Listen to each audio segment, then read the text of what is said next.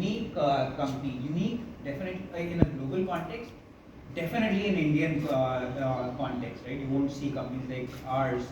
When we started the company 25 years back, the whole premise was to bring deep healthcare expertise, deep medical expertise, along with technology expertise, and solve problems in the healthcare industry. Over these, we define our purpose as helping healthcare organizations be future ready. That's how we started the company. We have stayed true to that purpose all these 25 years. Over time, medicine has changed from primary care products focused on diseases like diabetes, hypertension, to more and more biologics focused on oncology, rare diseases.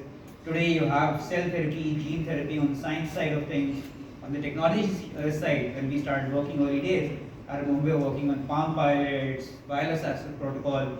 Most of you are young, probably won't have heard of these things. Moving on to digital, and now of course AI. So we as Indegene have stayed at the forefront of advances both on the science side and technology side, and build solutions that are relevant for this industry.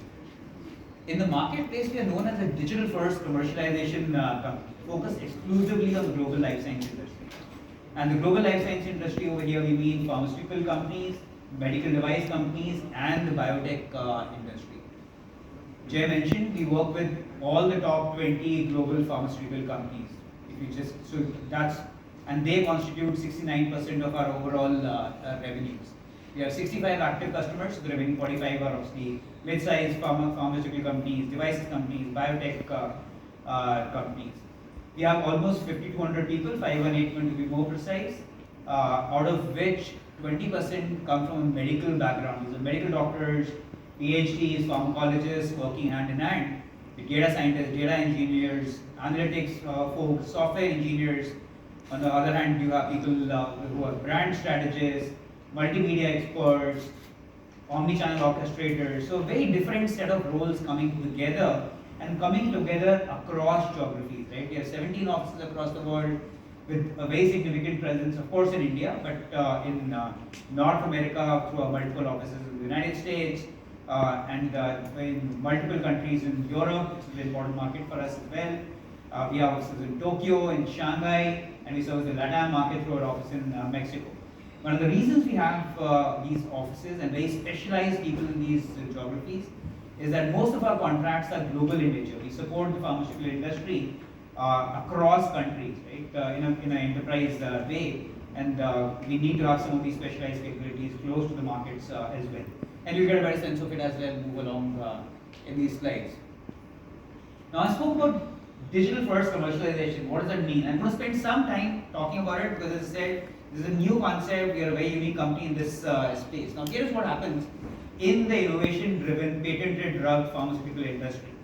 That companies are spending billions of dollars to come up with new products. These products could be chemical entities, these could be biologics, and when in the lab you start seeing good data, right, on preclinical studies, animal studies, or in the lab, you do two things. One is you file for a patent for your drug, and you also go and try to get permission from FDA or the regulators to do trials in humans. Now, the patent is typically for 20 years, assuming that you get permission to do human trials. That takes 5 to 8 years, a very expensive process, which probably all of us now understand, especially after COVID. Now, there's clinical development teams in the pharmaceutical industry which are responsible for executing the trials. Along with the clinical development teams, there's another team called regulatory affairs which steps in. They are the ones who are thinking about regulatory strategy. They're also the ones who are taking this clinical data and finally worried about submissions, right, as quickly as possible to get approvals. As you can imagine, both the clinical teams and the regulatory teams are constituted of people who are trained in science and medicine. The regulatory team also is responsible for making sure that you're medically compliant or regulatory compliant for all your marketed products. Think about a large pharma company working in 80 countries, 50 products. You have to be compliant in all these geographies. So the regulatory teams are doing that as well. There's another team called medical affairs. Now, this is the team which sits between the R&D teams and the sales and marketing team. Their responsibility is to build medical advocacy around the products. This is a medical team which is looking at all the clinical data getting generated and thinking about which are the best journals to publish this data in, what are the best conferences to start showcasing this data in, who are the key doctors who can be brought in as key opinion leaders on their advisory boards to start shaping this drug as it's going to hit the market. This team also responsible for multiple things for marketed products. You go a bit more ahead, then obviously comes the sales and marketing team, so they're responsible for driving ROI for this product. So this product will be, let's say, in the market for 12 to 15 years, or the 20-year patent or 20-year cycle, which you have as a patented product, 5 to 8 years when the clinical trials, the remaining is when you're selling the product. So the marketing and sales teams are responsible for launching the product, managing the growth phase, the maturity phase, and the decline phase. When the drug is in the market, if there is any safety event, think about a patient having some complaint right after having a drug, the patient themselves or the physician or a caregiver might report that adverse event. As you can imagine, it's a highly regulated process in the pharma industry. Pharma has to take a couple of steps, finally submit reports to the regulators who would make a call on what needs to be done. Now all these processes